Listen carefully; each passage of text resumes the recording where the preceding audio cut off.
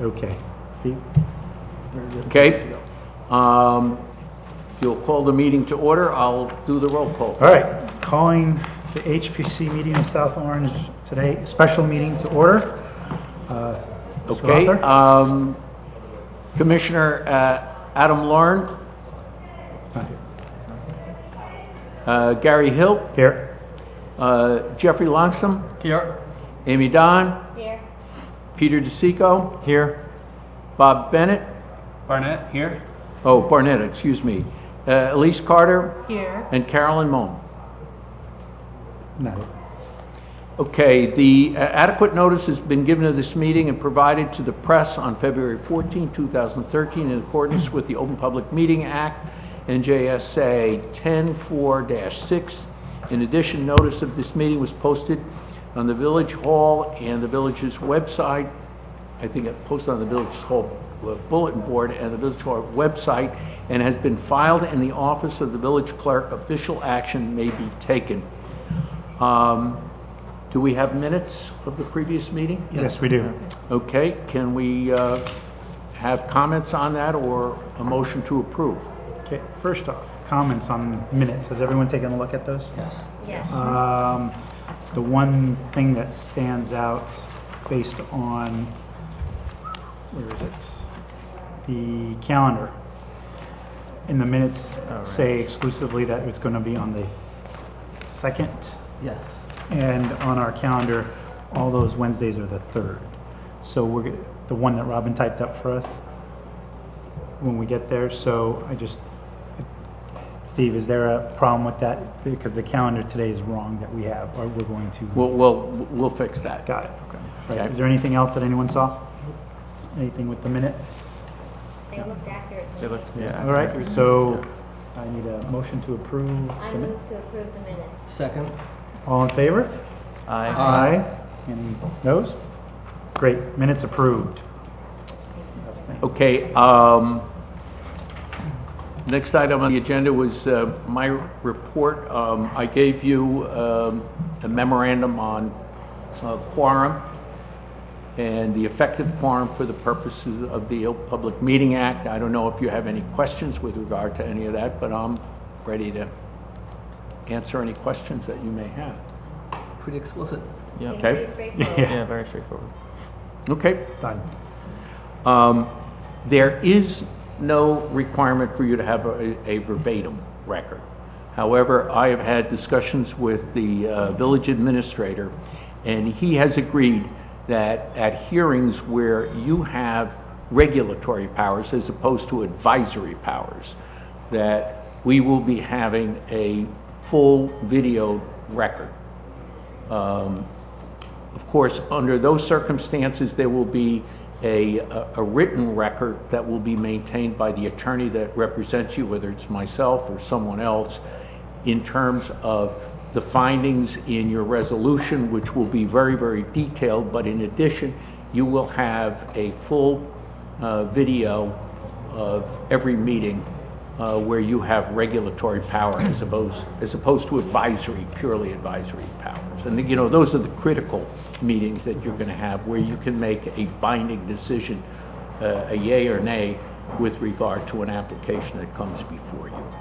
And I think that that's important, because that's going to be, you know, not only the full audio but video, and anybody who's interested in taking an appeal or understanding what was done is going to have access to that full video record. At this time, is there any other questions under the attorney report for council? Anyone have any outstanding things they want to ask before we go forward? There'll be plenty of questions later on. All right, so then, thank you, Mr. Arthur. Approval of resolutions. Resolution establishing 2013 annual meeting dates and times. Please note that Trustee Bauer has joined us as well. The scheduling of meetings that Robin typed up are all on the 3rd, so... Yeah, we'll address that with Robin. Okay, We'll so take care of that. the 2nd Wednesdays of every month, Right. do we need Can we to... table that? Do we table this till our next meeting? Yep. Okay, then. So we're tabling the approval of our, establishing our annual meeting dates till next meeting tabled. Or we can amend it. You could just as well amend it. Just as well as But- amend it? So Yep, you could amend it, you know, by voice here, and we'll mark it up, and if you So would we have want to look do up- that. We have to look up all the we have to dates look up right all the now? dates? Well, let me, did she do this to coincide with the planning board meetings? Did she go another week out because of the planning board schedule? I understood that she's, well, maybe if there's some confusion in that regard, maybe we shouldn't do it, but she had indicated when we had our first meeting here that the second Wednesday was a clear date. Right, Um, But we'd also Perhaps- set, we had set up because of how it fell in relation, also in relation to the planning board, so that we would have 2 meetings within the Exactly. 45 days. Yep, so that's why it was done then. So yeah, the second does work based The on. second is preferable, right? Right, Yep. I think so. It's still, so then we need to just amend the dates? Do we have to? you again- could, well, we can do that by reference, you don't have to do it physically. You can indicate that it's going to be the second, and we can simply mark up, subsequent to this meeting, we'll mark up the resolution Okay, accordingly. so then approval based on the resolution of meeting dates for the second Wednesday of every month with corrections to come on this. I need a mo- Post-meeting, right. I need a motion of approval, to approve. Motion to approve the. Well, a motion to amend. Amend. amend First, the sorry. Annual meeting dates and times to the second Wednesday of the month. And if you could have a motion on the amendment, and then approve the resolution. I second the motion. Closer. You can't hear us, so if you can move the mics a little closer. You just gave me the heads up. Thank you. So we need a motion to amend the dates. Yes. I need one of you to do that. Okay, motion to amend the dates for the annual meetings. I need a second. Second. If it could come from one of the, Second, I Second. second. thank you. Nope. All in favor? Aye. Aye. Any noes? Any abstentions? Nope. Then amendment approved. Yeah, and now you're going to vote on the resolution. There you go. So now resolution, approval of the resolution for our annual meetings. Do I have a motion to approve? Make the motion to approve. Yes. Second. I second the motion. Second. All in favor? Aye. Aye. Any noes? No abstentions? Approved. I have a Oh, question. question. Unrelated, Unre- semi-related. You just asked Elise to not motion, but isn't she technically filling in right now? So then can she vote? As an alternate tonight, Yeah. but we do have a quorum of As and Bs. As long as you don't have the full capacity, she can vote. Okay, can she motion as well? Oh, sure, of course. Has Okay, all the just wanna powers, double- has all the powers of a board member, as long as, you know, she's making up the full complement of 7, Oh, or less. Got it. Okay, Yeah. so tonight when we don't have a full, it's Yep. absolutely. Yep. Apologies. All right, then. So we've approved the resolution of dates. Moving on then. At this time, public comments. So I will open the floor up. Doesn't look like there's too many, but if we can, tonight's comments, if we can keep them to around 4 to 5 minutes at the max here, so everyone can have their say. The board here, this is our second meeting. I don't know if we have a lot of answers for you, but we're opening it to comments. And if you do have any comments, please state your name and address for the records. Anyone have any public comments at this time? If you could, Related to the You Great c- Mansion, if you could come up to the mic and,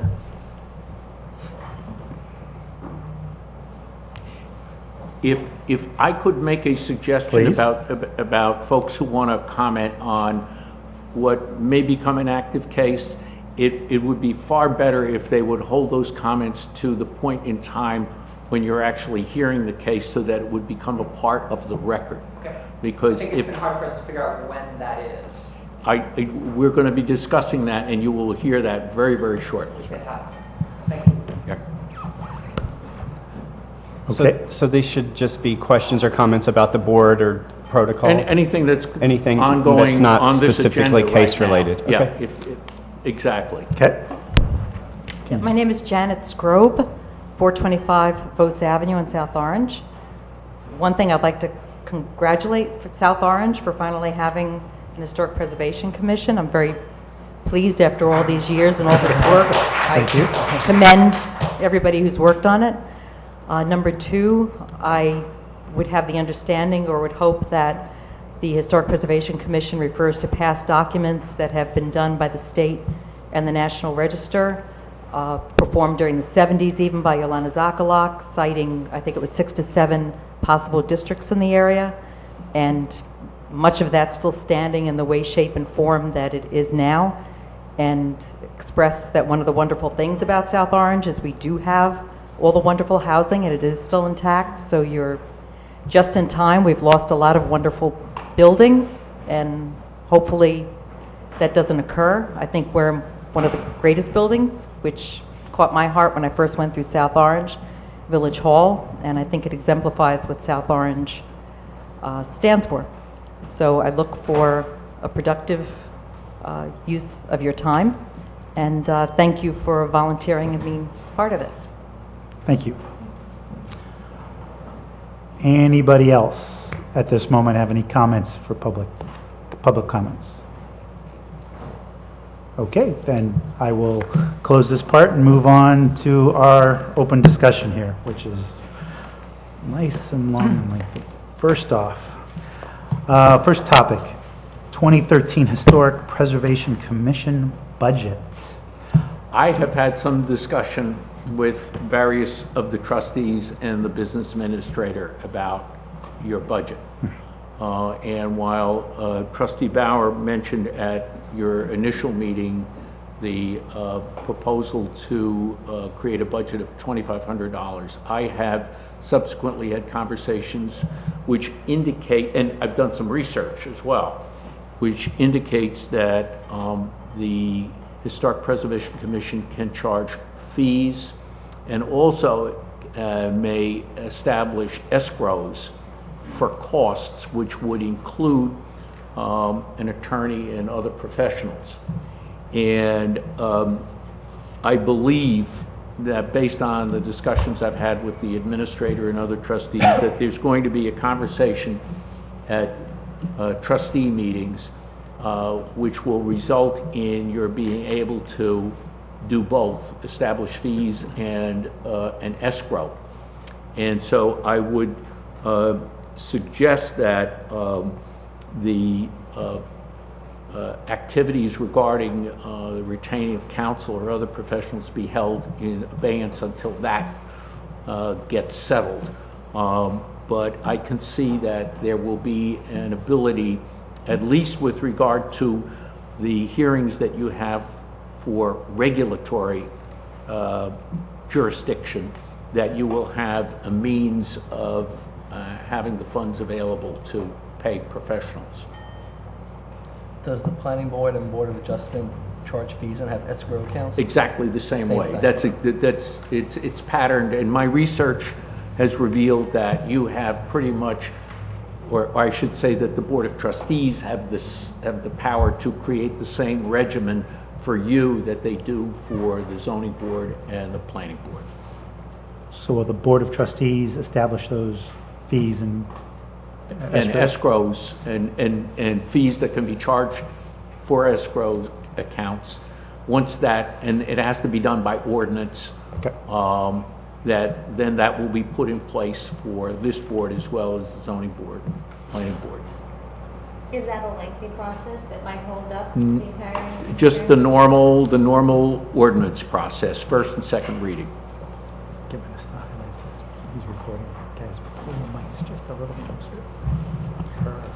Thank you. So then with that, with the budget, our RFP subcommittee report, should we wait until we? Yeah, I have received comments. I've received comments on the RFP draft that I circulated, and I was waiting for perhaps some more, in which event I would incorporate all of those comments and then recirculate the RFP. for any further comments. But if there's, you know, some concern that could be expressed tonight about anything that I put in the RFP, I'm ready Okay, so, to accept those comments. all right, so budget, we're working on it. RFP comments at this moment regarding, I thought that what you had in there was fine, just it needed to be embellished somewhat. I gave some comments. I don't know if anybody wants to hear what they were. Sure. No, now is the time to do that, Okay. exactly. That's why I'm asking. Okay, for item number 3 on what he had, I asked that we request the specific name of the attorney who would be working with us along with an alternate, and that would probably be in our interest to hire. We want to hire a firm where one lawyer is going to basically be here all the time, and not a firm that's going to be sending somebody who's available on an as-need basis, and then that person has an alternate. If they can't be there, we know that other person that's going to, you know, be there. If you get a large firm, it may not end up happening that way.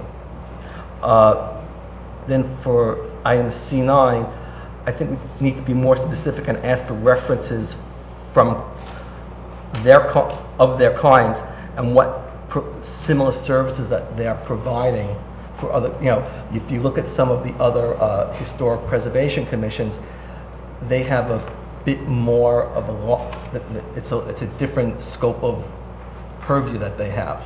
We're very limited in what we do, so we want to find someone who can really hone in on that. We don't need somebody who's going to be watching us to approve design standards and things of that nature, because we're not doing it. But I disagree, because we may in fact be talking about design standards at some point, but they may not be regulatory ones. So we may in fact Right, be but they're- talking about want somebody who's familiar with those. Familiar, yes, Yeah. but, you know, we're looking at, you know, certificate appropriateness for certain things.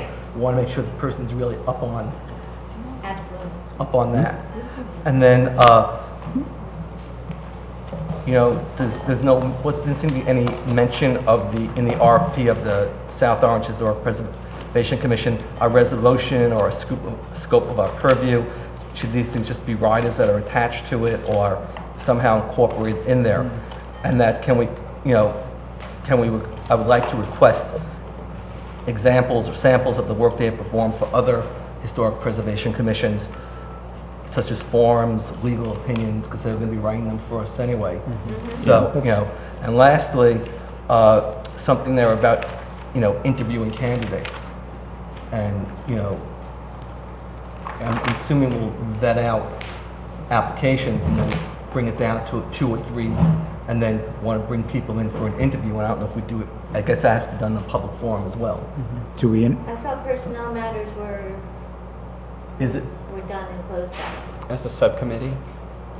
Personnel and I'm sorry, I was engaged with Trustee Bauer, so I'm not sure I followed on. the topic was interviewing Candidates. candidates? Oh, be done in executive session. An executive Okay. session. Okay. Well then, right. Okay. And that was my comments. Anyone else has comments on the RFP for an attorney? Yeah, I had one comment. I don't think the RFP specifically mentioned the municipal land use law, but I'm assuming because it was, I think the requirement was that somebody had had experience with planning boards and boards of adjustments, that would be an assumed, I Yes. guess, law Yep, within sure. those. But if you'd like that included, we can do that. I think it would be a good idea to put that Okay. in there, because I We believe will- that's where the historic commission bylaws are part of that. Yeah, so. Okay. Any I other? know I sent a comment, but I can't remember what it was. I'm sure Mr. Rother has it in an email from me.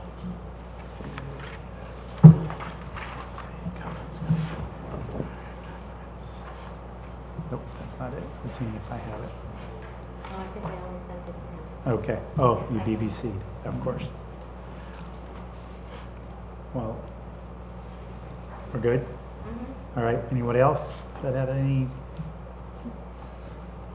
Okay, comments? I'll probably comment. I didn't have a chance to comment, so I'll just have to. Yeah, sure. But they'll be better. Okay, if any. Yeah, and what I can do is I'll try and color code by, I'll do a marked copy, color code whose comments are red, white, or blue, you know, okay? okay. Then, if there's no more discussion on the RFP, moving on to the application of certificate of appropriateness, form, procedures, subcommittee, all that fun stuff. Yep. So, And- I did just Oh, find my comment. It all right. Sorry, that the attorney has experience with either an advisory and/or regulatory commission. I believe this just said advisory. Okay. Thanks, sorry. okay, thank you. All right, now moving on. The application. Mr. Rother, counsel, has provided us with the application of certificate of appropriateness and then an addendum for demolition. Yep. Have we all taken a look at that? Yeah, and I've given you the most recent demolition addendum, which includes trustee Bauer's comments. That's what I handed to you this evening. Okay. Everyone has, let's take a look at the application. This one right here, huh? He just left it here for us. We put out copies. So let's take a look at the application for certificate of appropriateness. It's pretty clear on the front page, property address, phone numbers, contact information, name of property owner, all the information to contact again.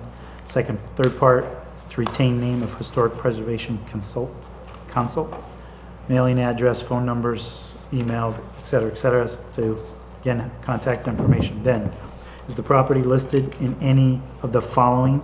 Is there something that we missed there? Is there something else that anyone has?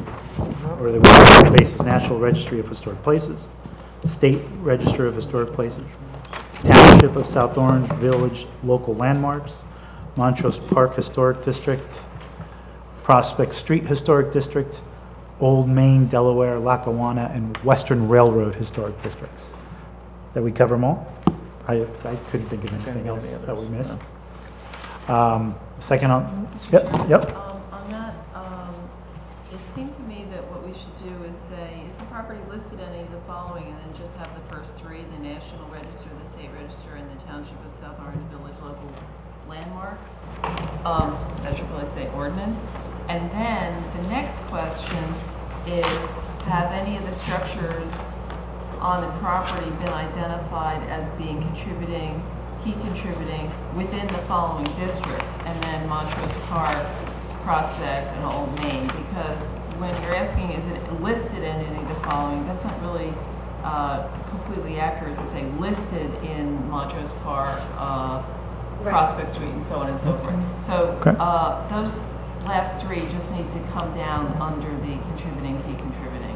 And then you'd have to say, and which one? I mean, which would be obvious from the box where you check it off, but I mean, I think we're just, so, I just noticed that. Okay. Would there be any benefit to also list non-contributing? Yeah, I think we should have a box non-contributing, why not? Yeah, that covers the base, right? Right, Okay. those are the three types of Yeah. properties Yeah. within the Yeah, historic might as district. well. Because there could be actually multiple structures on the property. In fact, And there will one- be with yes. many of our properties that we know of. Some of them key, some contributing, Some many not. non-contributing. Yeah. Okay. And that categorization, contributing, key contributing, or non-contributing, is applicable for Montrose and the other two districts? Montrose and Prospect Street and Right. Probably also for the Old Main, Delaware. also, yeah. Do Those, we- those buildings are actually the railroad buildings, the old Delaware and Lackawanna Western. Basically, that's the train track and the, Yeah, so it wouldn't apply to that third one then. so just the first two, It's just those two. Montrose Park and Prospect Street. Yeah. No, why wouldn't it I think apply it to applies Lackawanna? to them too. It in does? some Okay. ways. All right. I mean, Okay. for example, the Montrose station is contributing to Montrose Park, Okay. I believe, Okay. so. Okay, so we'll add non-contributing So put those plus beneath. are contributing. Okay. Next portion of the application, have any of the structures on the property been identified as being contributing or key contributing And non-contributing. and now And non-contributing? Contributing. One of the things, before we go further down the list, that I found really helpful from some of the materials that Commissioner Don circulated to us during the week was the Neptune Township certificate of appropriateness. And I found it to be very helpful that it stated several times during this application that it reiterates the importance of the Historic Preservation Commission. And that isn't something that we have here, but I thought that it would be really helpful to have that. Yeah. The only thing I thought about, and I saw that as well, is that sort of editorial language that can go into other materials rather than an application. I think that there are materials that should go out with an application that explain things and have editorial language in it. But I was trying to be elicit information in the application, and I didn't want to confuse the application with essentially editorial descriptions of what the program's all about. But I think clearly that an informative piece should go out to property owners along with the application so that they understand all of the reasons for it and can better then answer the application. But I think the application should be very focused on the information that you need to deal with the particular remedy that someone is seeking. Okay. So are you suggesting a cover letter of sorts? I am. I think that a lot of that good stuff that is in there, that is very helpful to someone who's now coming before you, should be explained, but it shouldn't be in the application.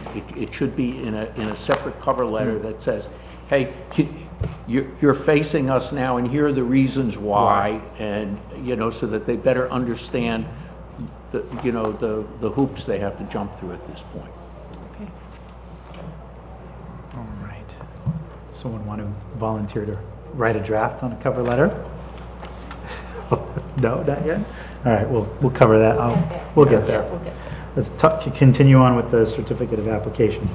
Next, property type, check all that apply. Residential single family, residential multifamily, commercial, other. Did we miss anything? We do have schools and we have religious institutions. I don't know if you want to list those separately. Okay. I had thought that they might be slotted under other, but if you'd like to add them, churches, Houses of worship, I don't know how you yeah, houses of worship, what else? There is one school, at least one school, but there's two technically. One is closing. Schools? Yeah. Okay.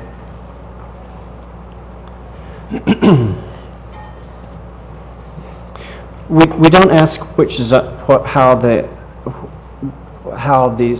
property is zoned, and I don't know if that's relevant or not, but sometimes a single family might not be in a single family zone, which might, I think, gives a little bit of weight to appropriateness. That's a good thought. Yeah. Well, that should go then under the property address. We have the block and the lot. Yep. Then over there, we Okay. could add in Very good. Zone.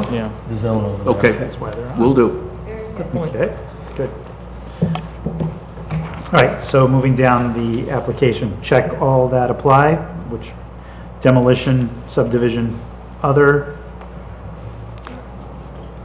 Wasn't there a thing about moving it? Yeah. In the ordinance, major facade and also moving the structure? Yes. That was also in the ordinance about moving, if Okay. you're going to move the structure, Relocating. relocating the structure. Okay, relocating, and what's the other one? Relocation and. I think it was major facade. And was that an exclusive list? I mean, Okay. if it isn't a demolition, subdivision, moving, or major facade change, should we be getting the application? Sure, you're going to get all applications. Any application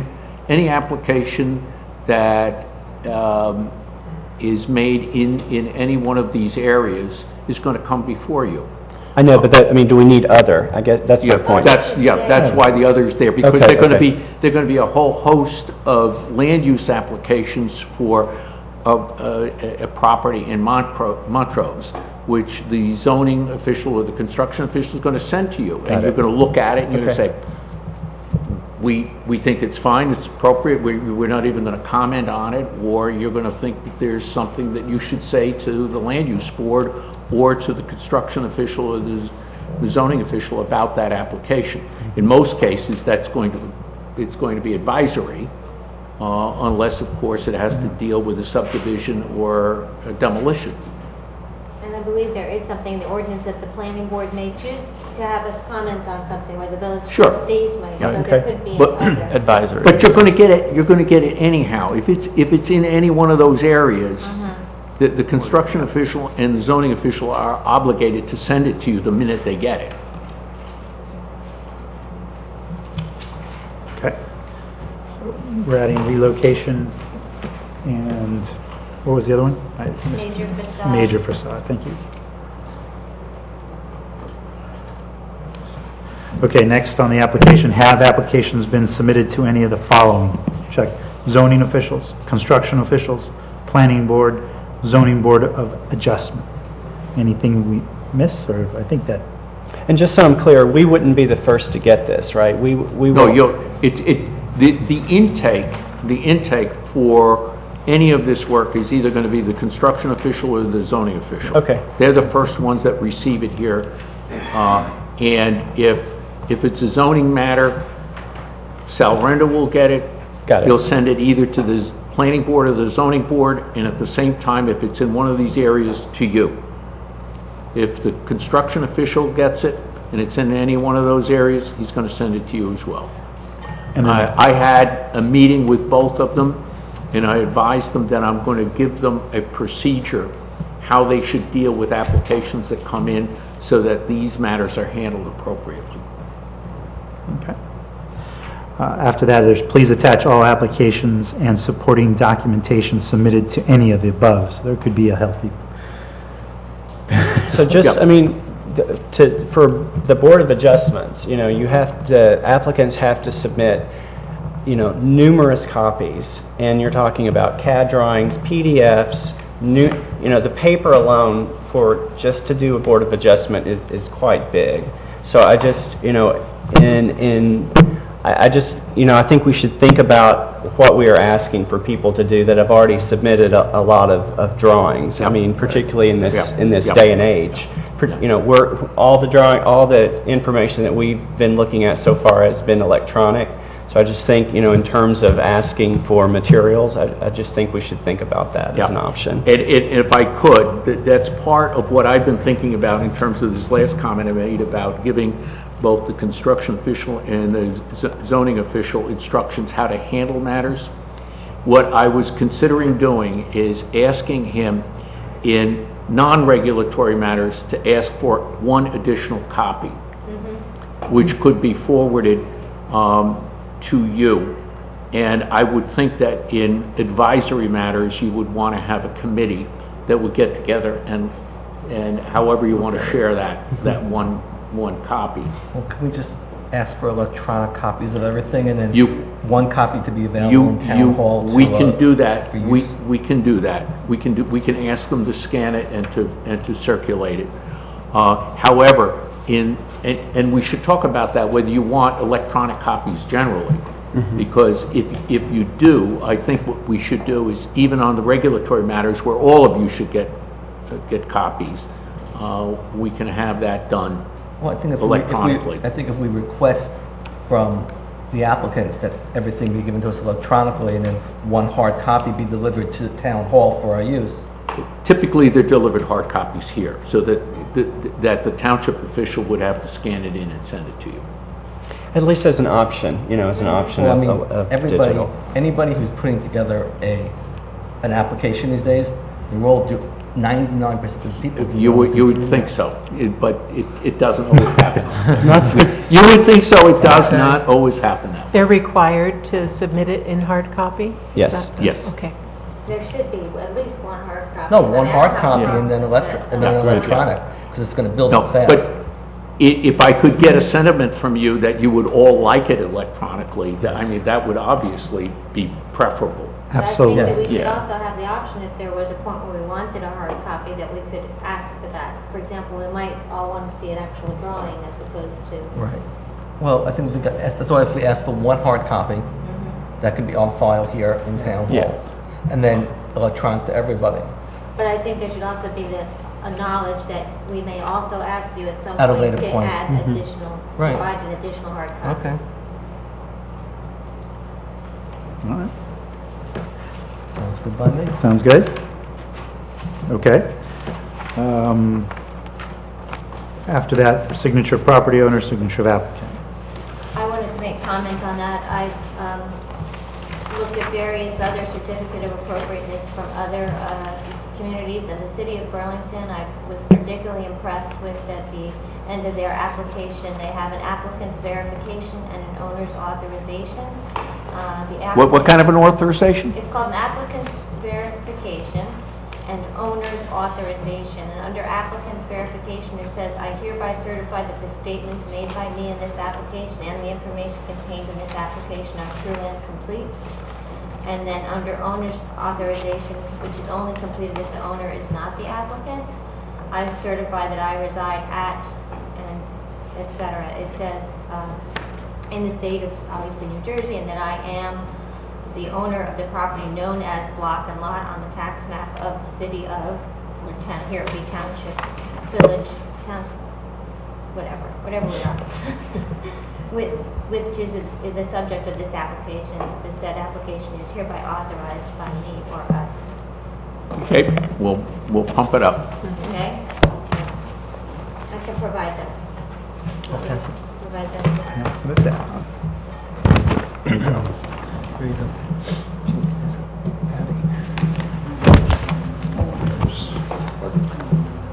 Yeah, well, I did too. Okay, any other conversation topics regarding the application of certificate of appropriateness? So with the changes that we've recommended, so council will draft it up and send it out? We will do that. All right, so hopefully we'll vote on those for approval after, we'll discuss them again, and then we'll put it for next meeting approval. All right, then there's the addendum of demolition addendum to the application. So going through this, page 1, property address, block, lot, name of applicant. Section 1, please describe the proposed demolition, including descriptions of which portion of any existing structures are proposed to be demolished, whether they face the street, and if so, which streets, and which portions of the structures, if any, are proposed to remain. Please also describe the reason for the proposed demolition. It covers the bases. Did we want to add zone here? Because we also added. You have that on the main It'll be on application. So we don't need, No, well, then. because the two would come together. Do we This, really need block and lot here then, if we have it on the end? only to be sure you're talking about the same property. That's the only reason I was Reference, put in okay. there. Okay. Section 2 is the property currently occupied. I have one question, I'm Oh, sorry. sorry, no. This will be an addendum on top of a demolition permit application, correct? This is the addendum to the previous application you looked at. There's a basic application, which will be the same application whether you're attaching the demolition addendum, the subdivision addendum, or the miscellaneous addendum. Okay, I guess my question is, in the process and the flow of having a building demolished, do they come to us first, or do they go to get a demolition permit first? No, they're going to go to the construction official, and Okay. they're going to fill out an application to demolish the building with all the good stuff that he requires. Got it. At that time, he's going to refer that matter to you. Okay, So you're going to get it contemporaneously. Right. Essentially. It's not going to be exactly the same time, because he's got to receive all this other information. But once he has a complete application, Okay. he's going to shoot it to you. And I'm sorry, I don't have a copy of this. Does anybody have a copy of a demolition application from South Orange? We do. I can send you one. Okay. I just want to make sure that this should be accompanied by the demolition. It says that. Okay. And that the information on here should be something that's not included on the demolition report. Well, some is and some isn't. Okay. Some is and some isn't, and just to be certain, because, you know, our public servants do a good job, but sometimes they don't Okay, get everything. okay. You want to be sure they got everything. Thank you. So you're asking for some critical information, you want to be sure you have it. Okay. All right. Mr. Chairman, Yes. I added here, because I didn't see it anywhere else, at the end of 1, attach plans, diagrams, and drawings where available, electronic copies are preferred. That was my comment there. Well, they have to do that anyhow, because they have to submit all of the plans they submit elsewhere. So you got that already. On the actual Yep, application. you got it all. Okay, well, it wasn't obvious to me that whatever else they're submitting, that there are plans. Like, for instance, the application that may be coming here, there were no plans submitted to the planning board, so as far as I'm concerned, there are no plans. But let's say there's a multi-structure property, I want a plan that identifies this is being taken down, that's not being taken down, or this facade's being taken down, the rest of, you know, I mean, so I don't see anywhere else where that's required. Yeah, I believe the South Orange demolition application does not require plans. No, it So- doesn't. It does right. not. That's right. So It doesn't. I think we should Okay. ask for it. If there aren't plans, Yeah. you can decide whether to ask for it or not. Yeah. If there Okay. are plans, let's put it in. Okay. I think that's great. You want Is to that send me the that? same as Yeah, the I'm sure. demolition Just send me that. contract Yeah, is yeah, required? okay. Yeah. That's what it says here, that has to be attached. Okay. Okay, thank you.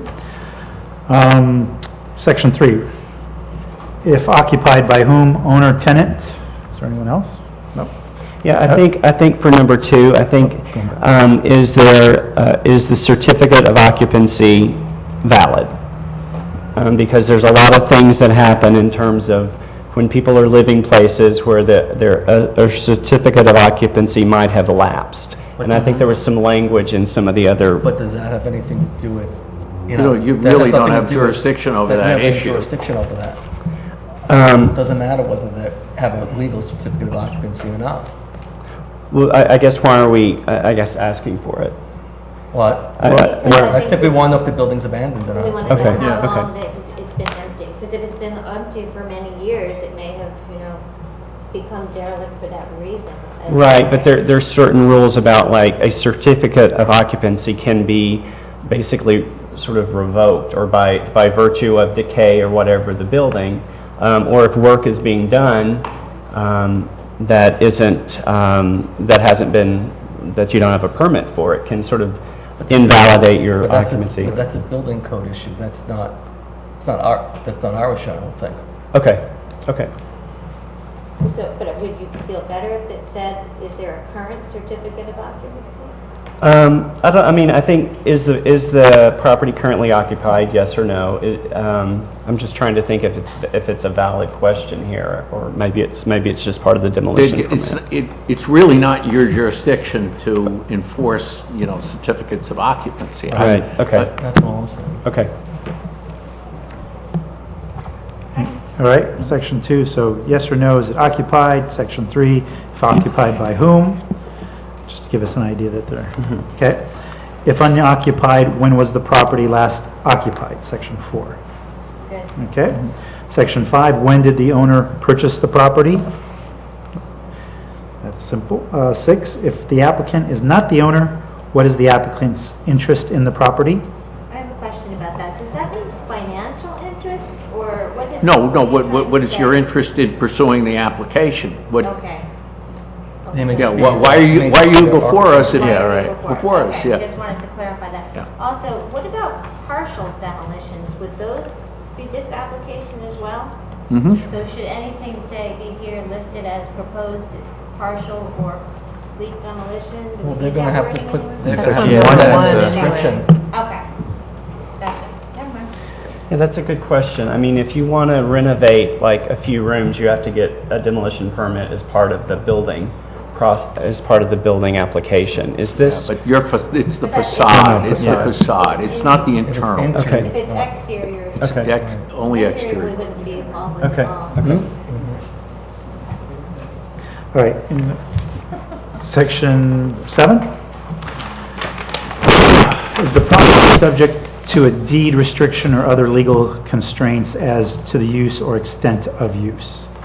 Yes, no, if yes, attach a copy.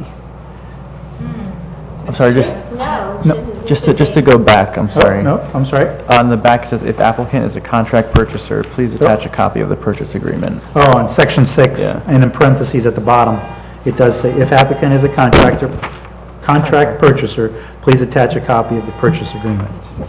We all see that? Thank you for pointing it out. Skip to that. And 7 was, is the property subject to a deed? Trustee Bauer, you had a comment here? Yeah, I just added to the end of that sentence, I put a comma after use, and then I said, or which relates to the proposed demolition, because while generally some kind of legal constraint or deed restriction is going to relate to use, I figured why limit the universe of legal constraints there could be. I don't know what another one was, but there might be another one. So I just said comma, or which relates to the proposed demolition, because that's what we're really getting at. We're getting at, hey, is there something out there that relates to this that we should know about? To number 1? It's just that, should say deed restrictions or easements, or any Oh, other, easement might be important, I don't know. That's a legal constraint, I think. is it? Oh, definitely. Okay. Yeah. Should it be added, though? Oh, yeah, absolutely. Deed restriction, easement, or, yeah. Okay, thank you. Should you be wording this in any other fashion? I mean, what if somebody says no, but there are restrictions? Do they need to provide supporting documents to show that there are no deed restrictions? Should we be wording it? Well, that way? that's sort of tough to do. I mean, you know, the universe of areas where you might want to search, and you know, That would that be on a title search of some sort that would be ordered? pardon? Would that be on some sort of title search? Yeah, So sure. we would have to sure. get the latest. And it could be a title search much beyond the scope of what Yeah. most people do.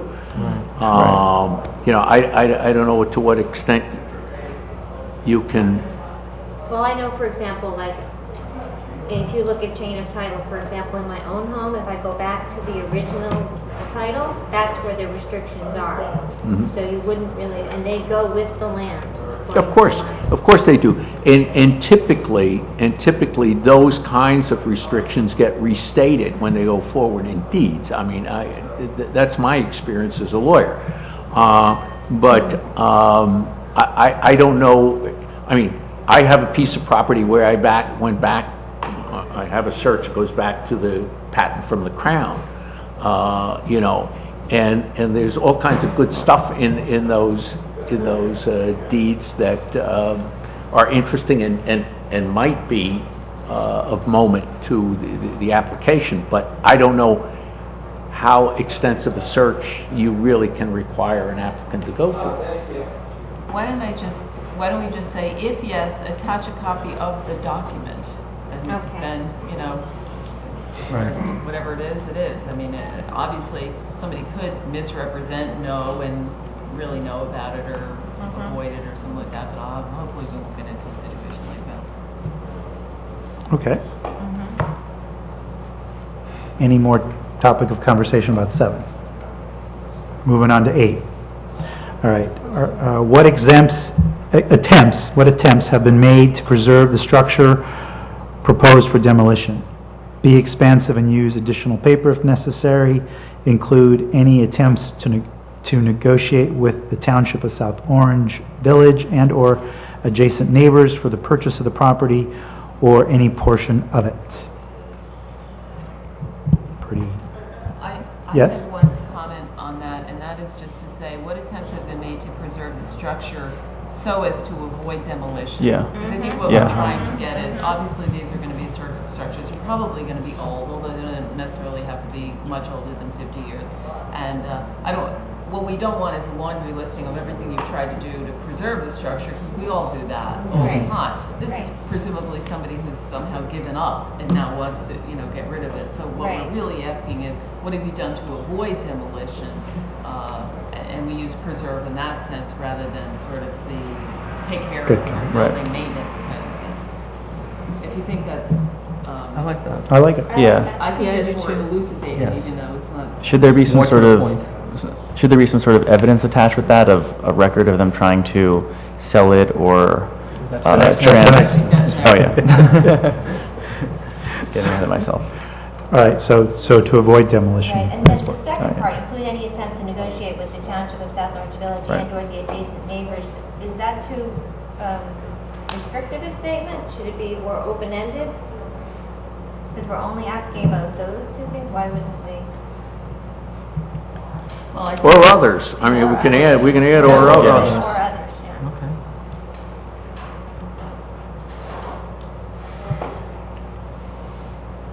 Any other topics on 8?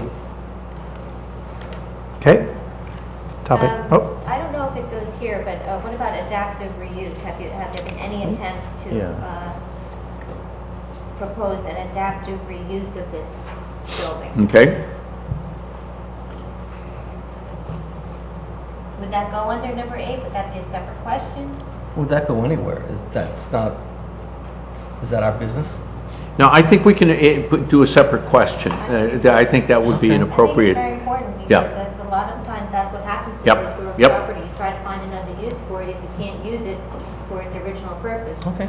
And then you might go, for example, for a zoning variance or Yeah. something. Yeah, that would become a new 9, I think. okay, yeah, separate article. Okay, so for current, anything else under 8? No? Okay, moving on to 9 right now. Has the property been listed for sale or leased in the past 24 months? Yes or no? Just, Is that enough time? yeah, I'm just trying to see, think about, the length of time, 24 months. I mean, why not 36, why not 12 months? I mean, I'm guessing that's just a I number. pulled that number out of the air. I'll put in any number that Well, let's you ask want. our realtor. Yeah. I would say 3 years would be my. Okay, I 36 think months. Yeah. Okay. Okay, good with 9, moving to 10. If yes, set forth in detail the steps taken, including without limitation, the names of brokers employed, how listed, the length of time listed, the places the property was listed and advertised, dates of open houses, and any offers received, including the price and significant conditions of the offer. Yeah, that's a lot. When it says the place is listed, does that mean like the multiple listings? Newspapers. Yeah, and- Realtors, yep. Realtors.com? Okay. Yep. Advertised dates. Is there any reason we'd want to ask if it was multiply listed versus commercially listed or any of those? If you would like, we can add it. That- I mean, I What think, about where listed, not how, rather than how listed?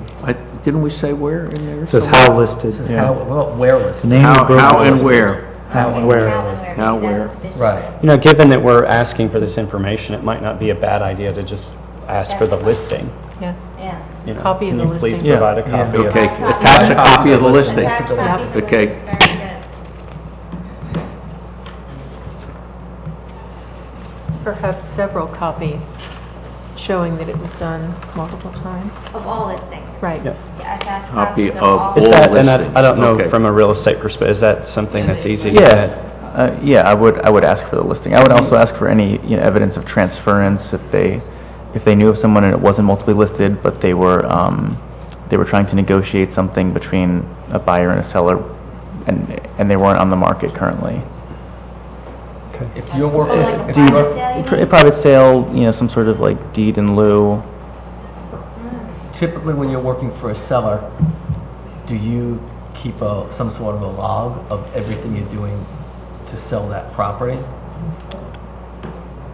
Typically, yes, it's not standard procedure, but I mean, I would say people would have it in there, I mean, would is have it in that- their file. Would that be a fair question to ask That's what I'm somebody? asking. I mean, Yeah, is this it a would be hardship, fair. or is it I- something they just go to the broker and say, hey, I I need think- this information? I think for our purpose, we really just want to know if it was listed in the first place, if they made the attempt to sell it, whether or not the person that was selling it did their due diligence. I don't know if. Right, but you know. Well, we right, have any yeah. offers received. We ask for Right. offers received. Right. And And we're also asking. something where somebody put Right. something on multiple listing for Right. 3 weeks and then pulled it off. And said, yeah, oh yeah, we had it on multiple listing. Right.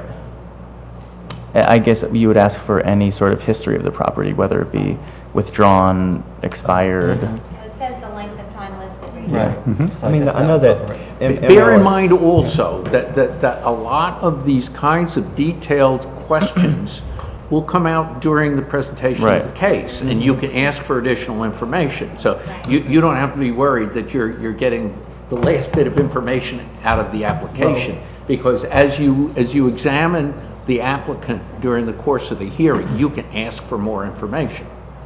If we ask for more information, does that give us then more time? No, it's not going to give you more time, as long as they've answered the application fully. But you can ask them, to submit the information between now and the next hearing. I mean, that's no problem doing that. Can we also ask if there were any offers that were denied, say, that were... Well, we asked them to give evidence of all offers. Okay. So the So owner's you're going to know, responses to that. if they're being honest, Okay. what all the offers were. And you can, of course, then ask them, why didn't you accept offer A, B, or Right, C? that's what I mean. If Yep. you can ask, do Yep. we need to ask that question? Here, they were all rejected.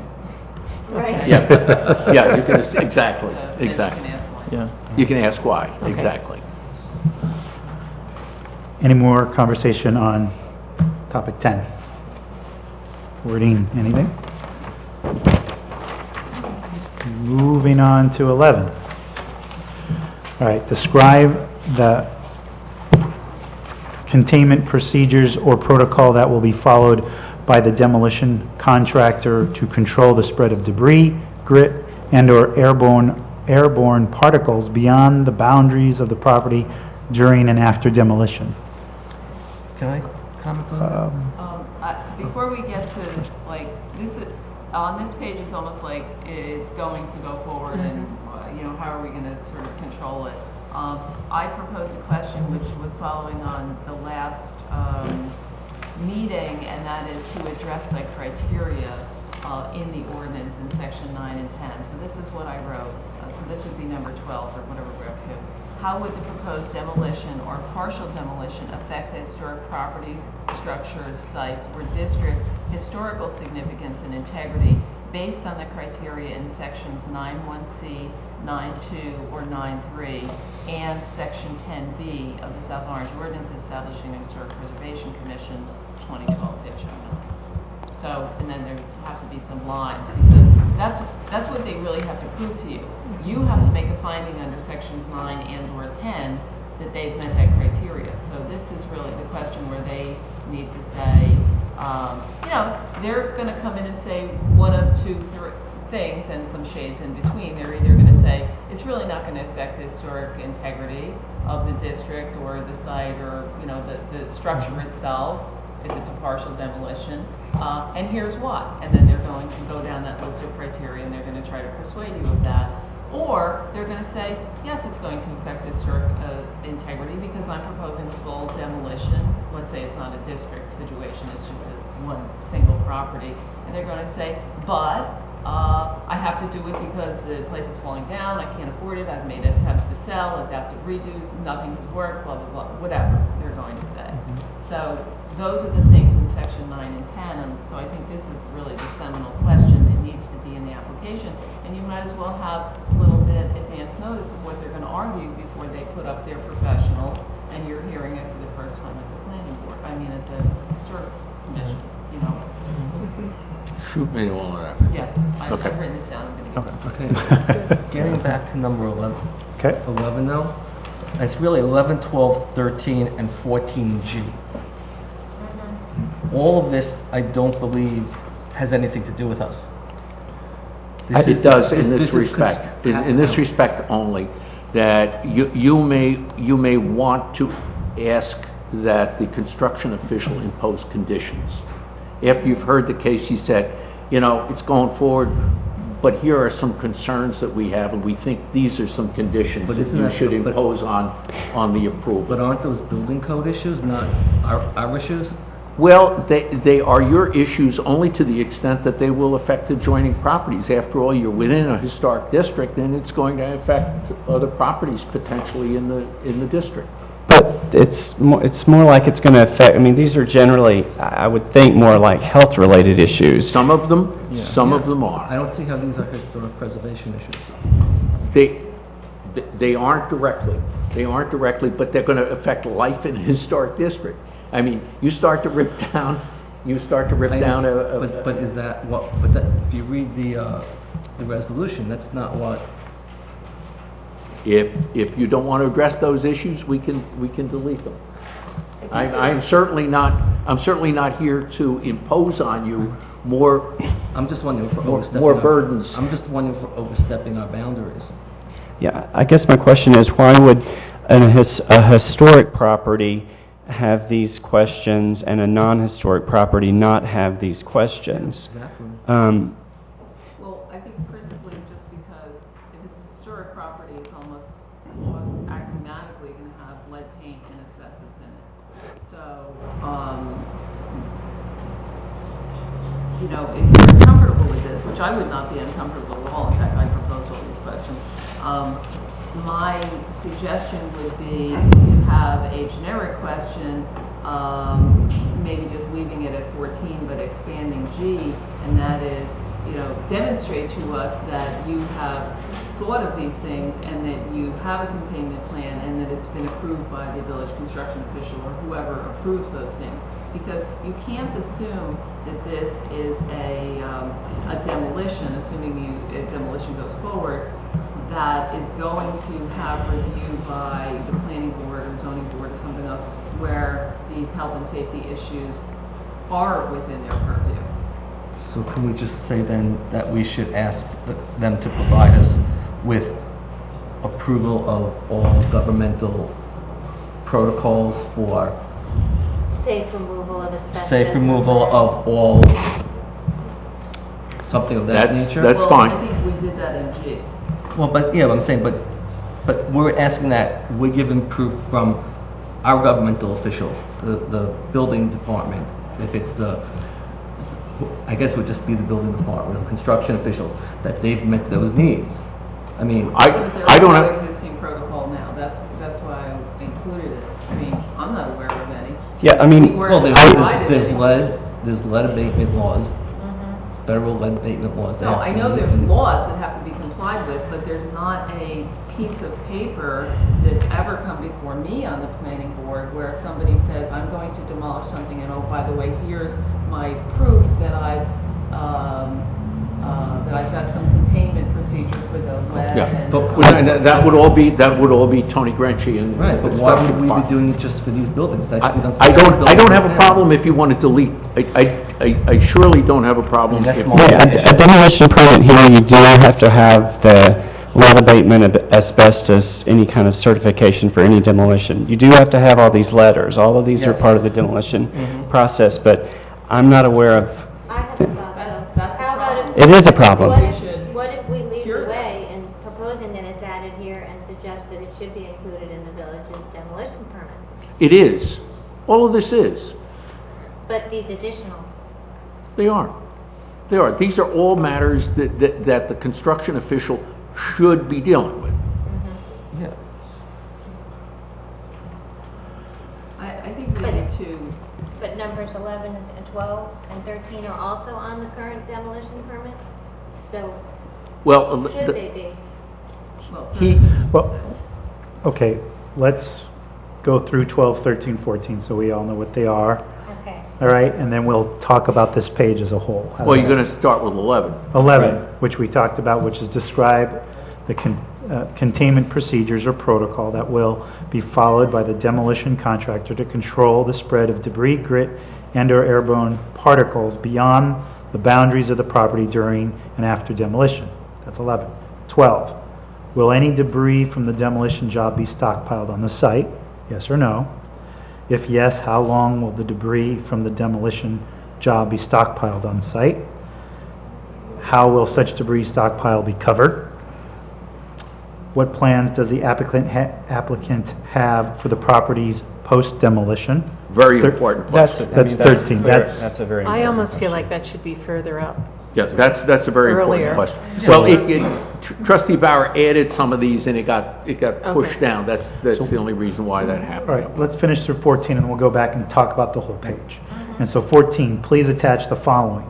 A letter from PSE&G advising that electric service has been disconnected.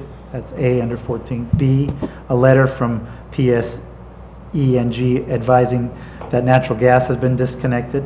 A letter from East Coast Orange Water Commission advising that water service has been disconnected. Certification of a licensed state of New Jersey US EPA certified abatement firm that the structure is free of asbestos and lead paint. That's D.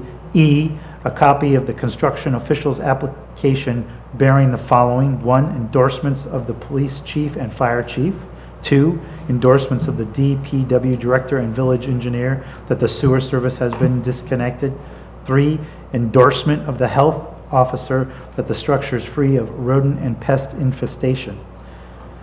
F, letters from Verizon and Cablevision advising that their respective services have been disconnected. G, a copy of the demolition contract with a copy of the containment protocol the demolition contractor will follow to control the spread of debris, grit, or airborne particles beyond the properties of the boundaries during and after demolition. Okay, so that's 11 through 14.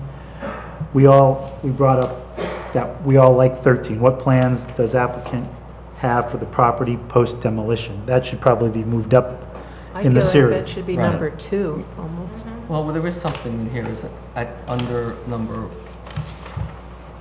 please also describe reason for the proposed demolition.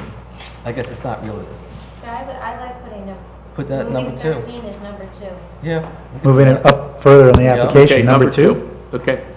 So this becomes- It just dawned on me, a reason why you would want to see some of this other good stuff that is within the purview of the construction official also is, and you could handle it in another way, but you're going to be getting this application fairly early in the process before all of these checklist items have been addressed before the construction official. And you sure as heck don't want to get ahead of yourself and be approving or even addressing an application before you're sure that they have addressed all of these concerns.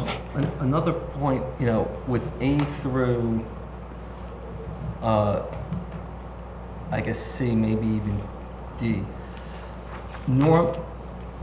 If we're looking at a building and we're going to deny their certificate of appropriateness, and then they're going to try and, we'll say, market the building, or if they have to do something with the building, they have a certain time frame that they have to, I think a year to have to try and sell the building or do whatever they're going to do with it.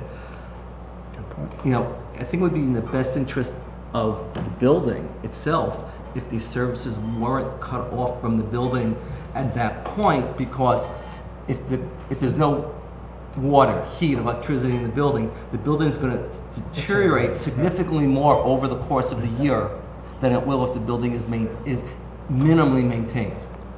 So my question is, Good point. can we? Yeah. Very good point. Can we coordinate this with the construction officials so that if something has to come to us, we can then Before this. Do it before all before those all this steps are stuff is taken. done? Yeah. Because it makes no sense to have a building that's Very going to good point. Very good point. without heat for a winter. Excellent point. And just one comment on number 14. A, B, C, D, and F are part of the demolition that you have to do for Checklist, part of South Orange. And those things take months. You think it takes a long time? E is also a part of it. Right. Yes, I'm sorry. A, B, C, D, E. D is not that I'm aware of. But A, B, C, E, and F are all part of the... No, D is also. D is also? D is also. Okay. But, I mean, to your point, calling the different utility companies and having them come out and validate that it is or isn't connected, and then that takes months. So, let us make the call, I guess, earlier in the process. I think you're very point well taken. And I think probably the best procedure is when someone walks in the door at the construction official and says, I'm thinking of demolishing a building, he's going to say, look, why don't you first go to the Historic Preservation Commission? Let's run the application past them before you jump through all the hoops, no? The problem is the statute says the application has to be deemed complete. Yeah, well, if we delete these items, it will be complete.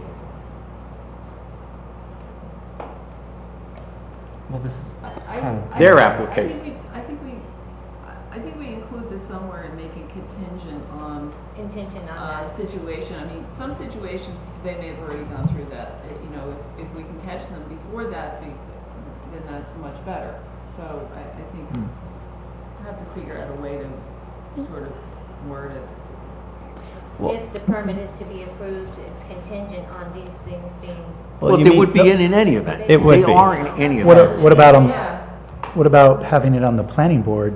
Do you have a certificate of appropriateness before, and that being part of their checklist?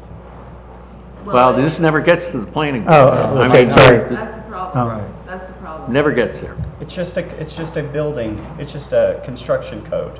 I mean, it's just the construction permit for a demolition. I think the way Amy worded it is probably right. It's, you know, if the certificate is approved, it will be contingent on these things. Right. You know, I would think it would behoove the applicant, because the applicant is trying to get the demolition, to prove those things as part of the application, to prove that, yes, I'm gonna do all these things and take care of the responsibility. And who knows, maybe they won't want it. Right, but the thing is, we don't want them to do it beforehand. I agree, Right. I agree. Well, I don't know, so we have to Oh, figure out a way of okay. getting that in. So we will say, please attach the following. Right. Your approval will be contingent upon them doing those things. Things, yes. Right. So And then- it'll come out of the application, and in the course of doing resolutions, one of the items in the resolution will be, it's contingent on So those then- items. And can you coordinate that first with the construction official then? So that he doesn't demand that? Well, he's before- going to be bound by your decision here, so it's going to go back to him. He's bound by these requirements Okay. in any event.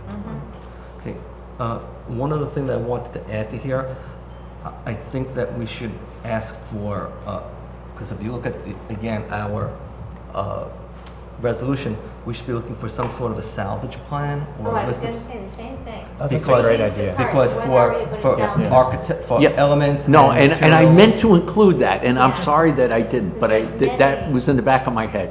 Yeah, in Stained the event glass. that you're going to Well, approve it. Well, whatever, Doors. right. But that's a condition, that would be a condition of your approval. Okay. But you should ask, in the event that we approve demolition, are there elements of this structure that are salvageable? And they should give you an inventory of those Yeah. things that are, But so that you can see that. Inventory and include visual and verbal, so photographs and... Yeah, okay. Well, that's the other thing, we should decide, do you want photographs? And, there's so many ways, and you could take pictures of a property, asking for I think we photos. want a site visit. I was just Site gonna say, visit should is there more be a, important. But should there be a, I Yep. think that they should And give us, photos. when they're doing a salvage list or plan, or however they're doing it, they should give us accompanying photographs with item A is Oh, okay, 8 good, stained good, glass good, windows. good. Here's Yeah. your, Got it. I mean, I'm trying to think how, as somebody that's wanting to demolish my own building, let's say, the onus is not going to be me, or I'm not going to have a desire to go in there and, take all the pictures of all these wonderful elements. So how do we get that? Because I just don't think that somebody's going to do that. If they're looking to tear down their house, they're not going to probably, document all the stained glass There's a windows. value to this. I mean, if you make urban archaeology, Yes. and you say to them, I'm knocking down a house. Mm-hmm. They'll come out and they'll say, okay, we'll pay you, $250 for each of these windows. We'll pay you, $300 for that clawfoot tub. We're gonna, We'll buy all your window panes. I mean, Well, what- there's a lot of people who buy that stuff. Yep, you aren't kidding. ton of But I architecture. agree with you though, Bob, in the sense that, Commissioner Barnett, in the sense that it's difficult to get somebody to photograph all of those things. So, but a site visit or just provide us with a list of what you might see as salvageable I from mean, this building. see, I And find that also- with a digital camera, Yeah. You're talking something that's going to take them less time to take pictures and take them to write the list. Did And you they guys? just provide you a PDF? Well, how about we say, or provide us with digital pictures of what you plan to salvage from this building, or a list. Should it be up to us to determine what's salvageable so that Well, I mean, we'll have you to know, part of make- that building would We're going to have live to on? make a site visit and Right. determine if we can 'Cause use their list. I feel like the didn't owner. see any examples that I remember in the other application or the other applications for appropriateness from the other examples in terms of salvageable items. Did you guys remember any precedent or I any? don't believe I did see It any. specifically talks about it In the our- ordinance. In It our talks ordinance. about it in the Right, ordinance, ordinance. yeah. Right. The other thing is that what I have seen commonly, when a building is torn down, that prior to it being torn down, that there is a set of drawings made of that building, documentation by photographs that this historic building did exist, and that goes into an archive. So you would want to see that happen as well. That's, I think that's a fantastic idea. Who's I gonna- think that's your job, actually. Yeah. But that's another But who- condition of your Right. approval, that you would Yeah. do that, yeah, Yeah. yeah. That wouldn't go into the application, but that's a very good thing that but would are go you into a putting resolution. hardship then on the building owner What's the hardship? to document the building? Someone's got to go in and draw plans and elevations, and that's expensive. Well, photographs aren't expensive. Photographs, A site no. plan isn't that expensive. Well, site plan can get pricey, but Wouldn't they have already photo- done that because they've been applying for demolition? I don't know how extensive the site Yeah, plan right. is required. I'm not familiar with the documentation that's Right. required for that. But to get, to have an accurate, is I mean, it topographical? photographs Do is you have to not- include the landscape? Photographs is not a problem, but I think Yeah. to ask somebody to prepare, drawings, documents, it can, especially if it's, could take a very long time, be expensive. And I think, and I question sort of what is the value of that? The value is the history of it, that you're keeping a record of it. For example, on Ghost Avenue, there was this incredible building, what was commonly called the Flatiron Building. I don't know if there's any drawings left of it. There are a few photographs. but, Right. um, I think to your point, a building like some of the properties we're talking about would likely have, potentially have older drawings or blueprints, but if they don't have it, I think it would be a hardship to sort of do elevations of But I an do old think to building. ask for a Photographs. Photographs. photographic Yeah, absolutely. documentation of Absolutely. interior and exterior of the building is not a major. Oh, we could also ask for a donation of any historical records or anything related to that, Mhm. Mm-hmm. These, a lot of the buildings we're talking about absolutely had, I mean, think about Great Madison drawings Square done. Garden in New York City. If we didn't have the photographs of that Right. interior, We barely do have photographs. right? There's not many. Mm-hmm. Yeah. Yeah. So, Any public property, which generally this is not going to affect, but any public property has to be documented, and there are firms that do nothing but go out and document the historical record of everything right down to the archaeology, and that gets stored away so that there's a permanent record of what was there and so on and so forth. So. I think by doing that, you're noticing the owner how important it is, these buildings. That you don't take lightly the fact that they're requesting to demolish it, and that it's important that it is still standing here, and that if it's no longer, that you want a record of it. We also have in the Neptune demolition permit requesting different agencies that they be notified. I like that. And it's a pretty long list of, well, it's 9 different agencies, including the Historical Society, New Jersey Department of Environmental Protection, and National Trust for Historic Preservation, and others. And there was something in here about archaeology that I'm not seeing again, but, oh yeah, National Trust for Historic Preservation and Archaeology. And I thought that those would be really important to have the owner send a letter notifying different organizations. So it wouldn't just be us, but it would be sort of a broader audience. I concur with Commissioner Carter, and I think that we should look through this list and think about whether there's organizations, local or national, that we would want to include. And this actually says on the Neptune application, the following agencies are to be notified in writing of the applicant's request for demolition. It's not that you've been granted, but that you're requesting it. And I think the reason for this is that this notifies local organizations and national ones of the proposed demolition. It gives an opportunity for those who might want to come out and preserve, or to say, hey, I know somebody who could use this property, to come forward. I agree for certain properties. I think maybe for in certain areas like the non-contributing properties. I mean, if a ranch in Montrose gets torn down, do we really want that owner sort of having to, write letters to the Archaeological Society? I mean, I'm just thinking about the level to which we do this, and based on the property itself. Well, we might want to discuss whether we would for non-contributing or not. I'm not sure where it goes. I mean, and I guess my concern is, I agree with this, but at what point is there a lot of information that maybe doesn't need to happen? You're not going to get the non-contributing building. I mean, Yeah. it's going to come here, but it's not going to be within your regulatory authority. Right. Okay. Right. The only thing that's going to be regulatory is going to be the key buildings, right? Key and Key and- contributing. Key and contributing, okay.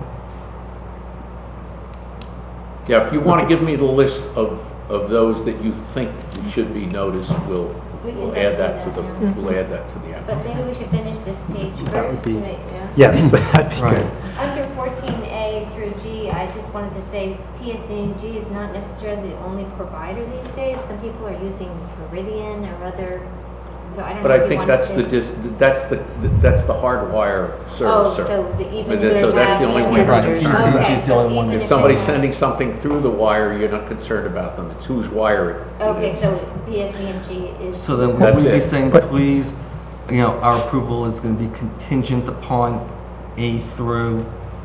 I think it should Yeah, be. we're going to include that in the resolution, I thought, as a contingent Contingent. item, rather than including it in the application. And I think it should be included on just having a demolition permit. I mean, all this language is on the demolition permit. If we start duplicating language, then if PSE&G changes to another company, this has to be a different wordage as well. Okay? So what are you suggesting then? That it's contingent on a completed South Orange demolition building permit, which includes these other things. But then it wouldn't be in this application. It's going to be in the resolution. We're approving it contingent upon a completed application. So, Because we don't want them to complete the Yeah, application. exactly, Where exactly. if we're denying the certificate of appropriateness. Exactly. Okay.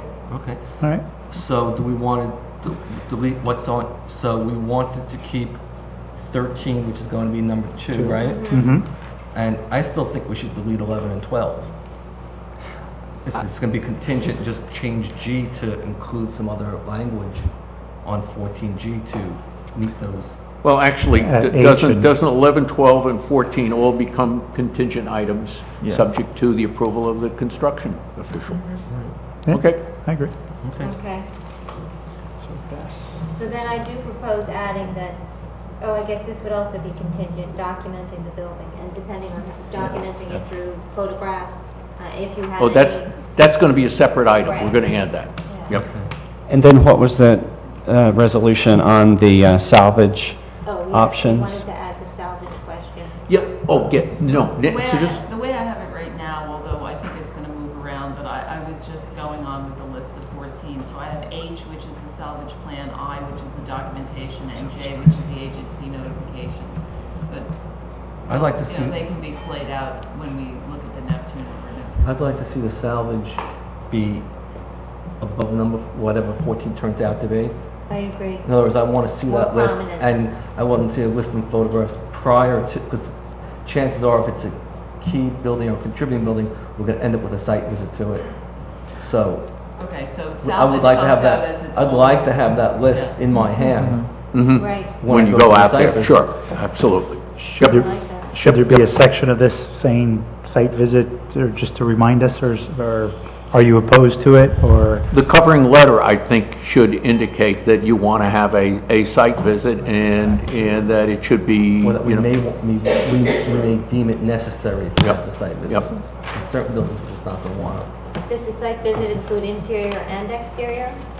If it's a demolition, you may want to see If the it's interior. demolition, yes. Because you want to know Interior what and they're exterior. doing. Yeah. Yeah, Absolutely. right, okay, Particularly if they're claiming hardship that the buildings, Yep. you know, Right. The structurally condition, sound. condition issues and those kind of things you want to verify. Okay.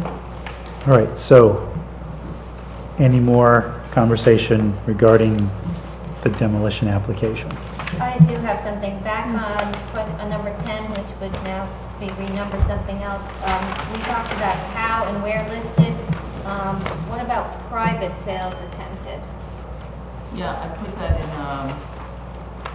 that in 8, what attempts have been made to preserve, and then I said include any properties to negotiate with, attempts to negotiate with township, adjacent neighbors, or others for the purchase of the property or any portion of it, whether private sale or public.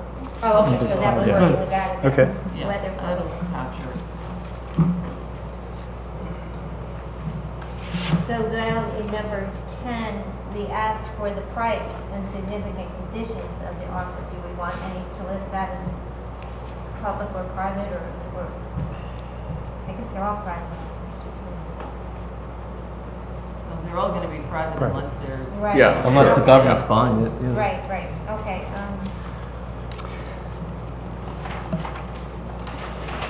I'm just thinking about the property. I was trying to think if there was a way to ask, like, what's the value of this property? It'd be nice, that's- it'd be nice to know what at least the assessed value of the property The is. assessed value, how about, do they have to get the fair market value?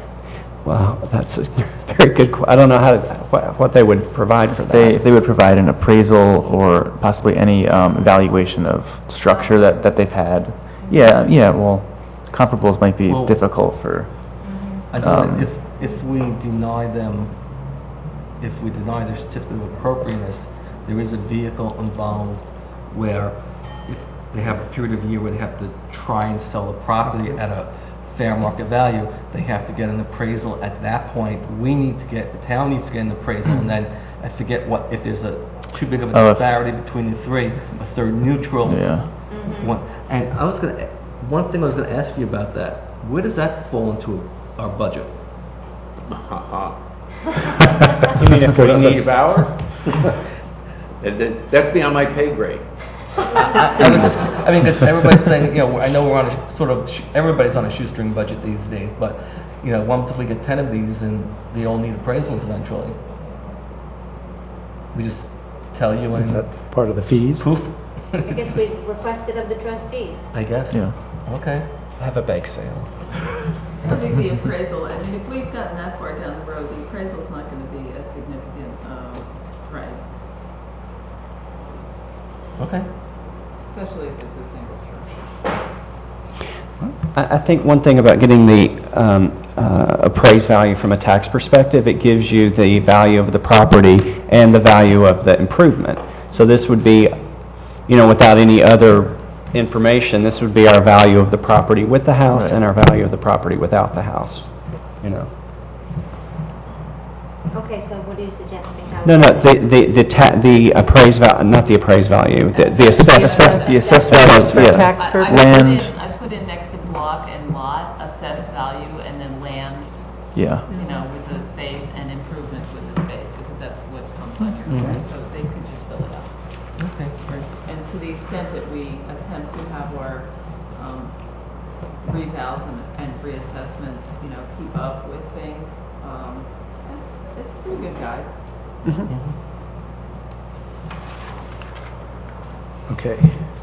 Regarding the demolition addendum, we've gone through it. Any other comments, questions from the committee? Council, you've got all those notes? Yeah, he's smiling over there.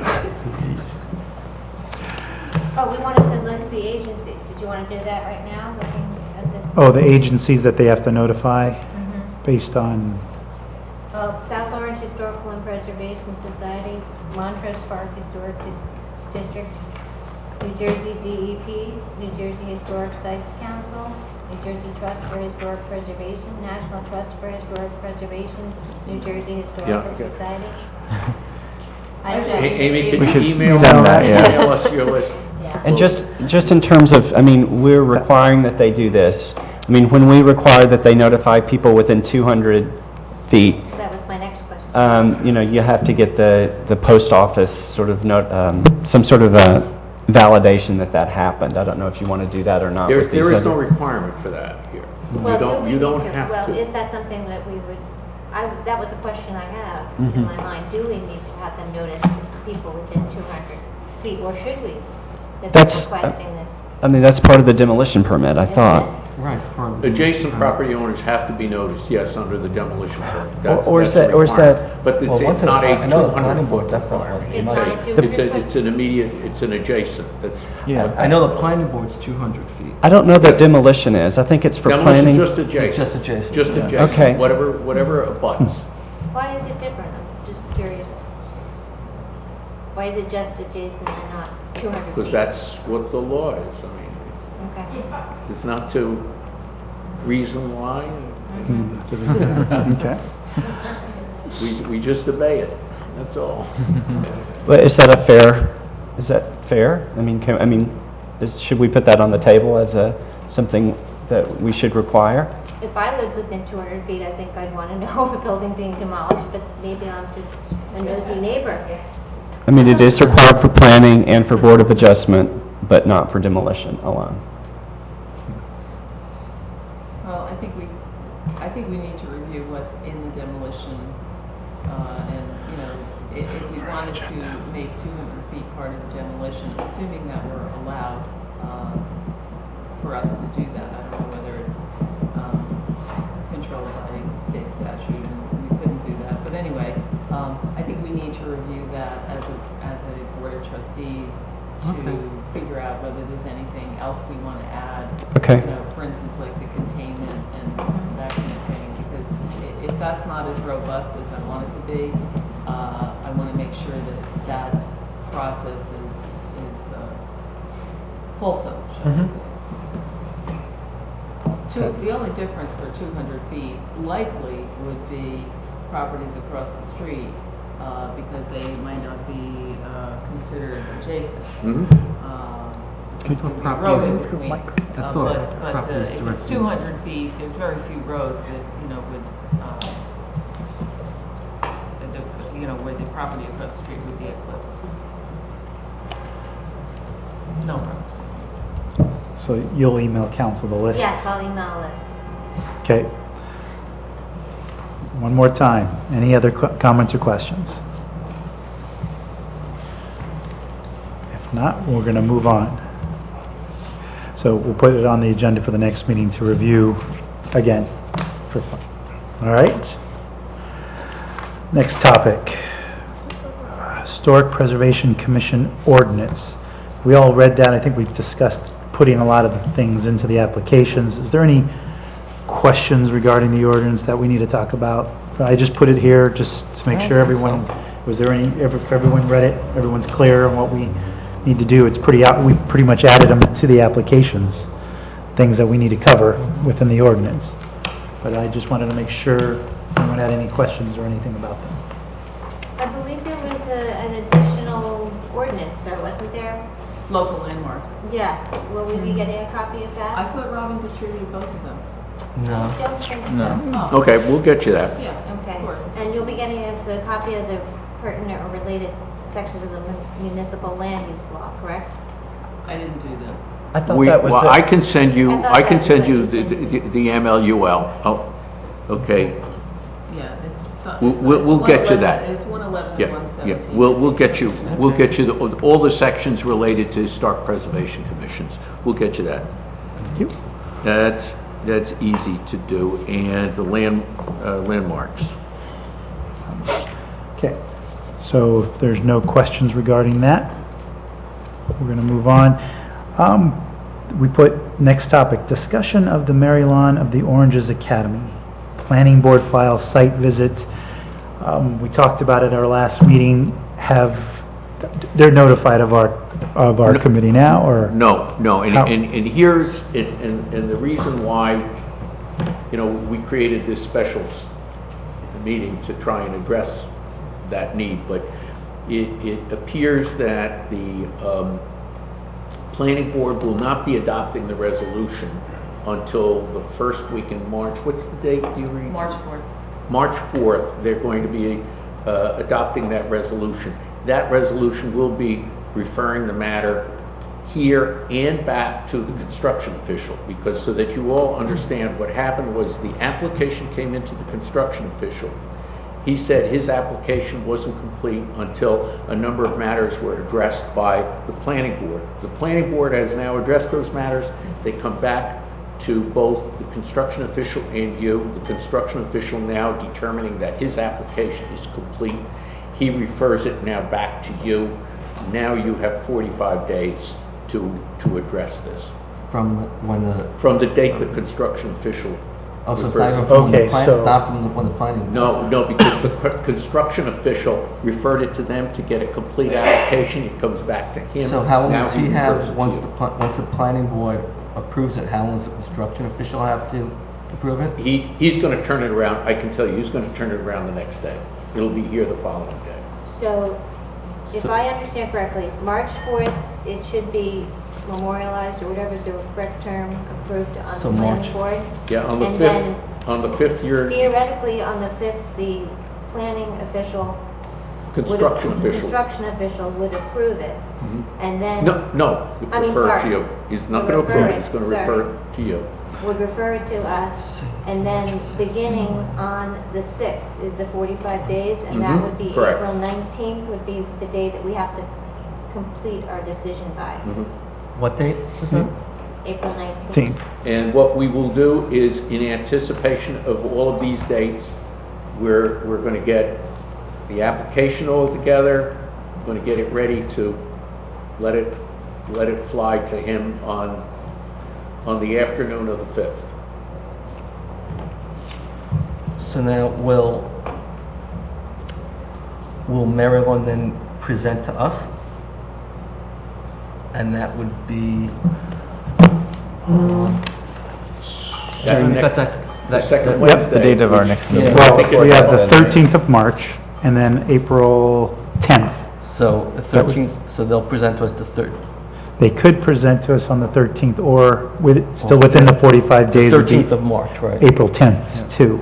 Right, but they're gonna present the 13th of March, I guess, then. That's what you're gonna put it on the agenda. You're gonna Agenda. ask them to be here on that date. Okay. Okay? Now, Unless they one of, choose not to move forward. one of the things I would like to do is, since it's all on a fairly short time frame, is to get a notion of when you would want to do a site visit so that we can expedite that with, and I could even do that, you know, in the next, I could start doing that tomorrow if you gave me some dates, because I can alert council for Marylawn that you would like to do that, and we can begin to structure that even before it gets referred to you. Should we be doing that before we hear the application? I think it's coming here, we know it's coming here, it has no other choice but to get here. I don't see any reason why we can't begin to expedite that. Just that it might set a precedent for future applications. I don't see a problem legally with doing that at all. What are the pros and cons? I guess we should discuss that. Yeah. I think I would prefer to see it as soon as possible. I would as well. What I'm trying to elicit from you is, what are good times, you know? Well, You know- it gets dark very early, so it would have to be very early in the morning before all of us go to our paid jobs, or on a weekend. Okay? I think it's gonna be a lot easier to get people early in the morning than on the weekends. I mean, if I gotta start an hour later one morning, I don't, Well, the one positive thing is the school is in operation. They're open every day, so that there should be someone there every morning to accommodate you, I'm guessing. I can't arrive late. I work in a school, so I have to be there by 8:30, no questions. So it would have to be pretty early for me. And when does daylight savings time start? Would the group prefer to It's do in it April, on the okay. weekend? And it would be better if we did it in, you know, we don't have 9 separate tours that we No. do. Try to do Yes. it all once. Yeah. One would be, one would What be about like good. 7 o'clock one morning? That would be good. Fine, but Yeah. That's fine. good for me. Yeah. Okay, let's find a date, a tentative date. Let's look. Next week's bad for me. Just Yeah. across the board. The whole week? The whole week, I Okay. am. Unless it's Monday, 7 a.m., I could do Monday, 7 a.m. on the 25th. Other than that, I'd have to wait till, I have to take that, I have Nope. to be somewhere Monday morning. and it, And I'm away till the 4th, so what about like the 7th or the 8th? of 7th March? works good for me. Yeah. We're talking about March? Yep. Yeah. 7th or 8th? 7th. 7th. Yeah, 7th. 7th? Yeah. 7th? 7th is fine. How's that? March 7th. March 7th, 7 a.m.? There we go. 3, 7, 7 a.m. Okay, And I I'm guess going to the- try and set that up for you, And they'll have somebody knowledgeable Yep, there yep. to, to walk you through. Yep. okay.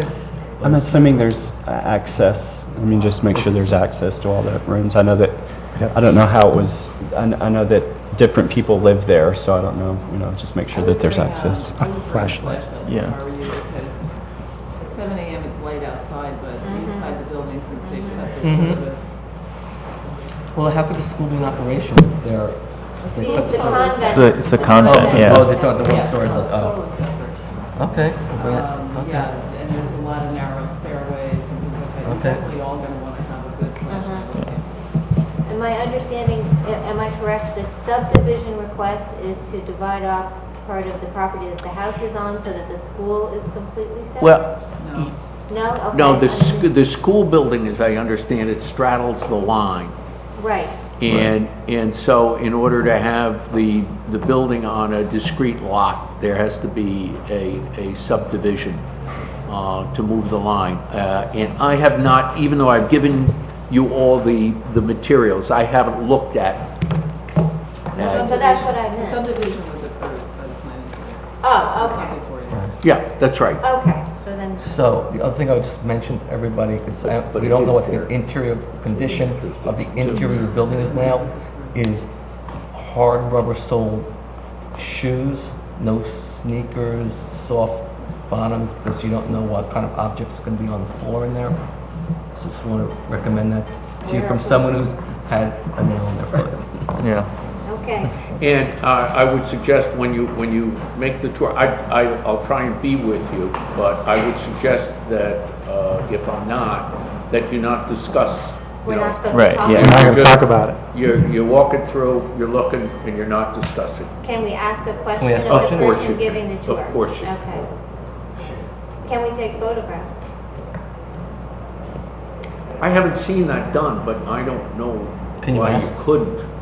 Can you ask them as to when you arrange I it? guess you could ask permission. I would ask, yeah. If you take photographs, it should be part of this record. It would Yeah, be you're gonna funny. have to. Absolutely. Absolutely. It has to be, We're absolutely. gonna have to put it in the record. But I have not seen, it's not been my experience that board members have taken photographs. But I don't imagine that it's a problem. I would ask for permission. If you do take pictures, we're gonna have to definitely put it in the record. Absolutely. We had talked earlier about site visits as a way to sort of gather information about salvageability and stuff. Would that be the purpose of this Yeah, site visit? One of the many reasons. Okay, to see the condition. Right? okay. So we would probably need photos to, you know, be able to, Or make your own notes. okay, We just may have to ask them to come back to us with a salvage list, okay. rather than us. I don't want to put the onus on us to create a salvage list. Right. I Right. want them to come Yeah. back to us with the salvage list. And Good idea.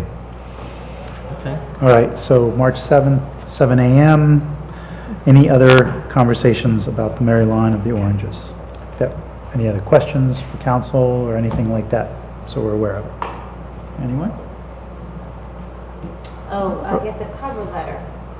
We need to draft a cover letter to go with this? That was definitely made, Very simple cover letter? or as extensive as you'd like to make it.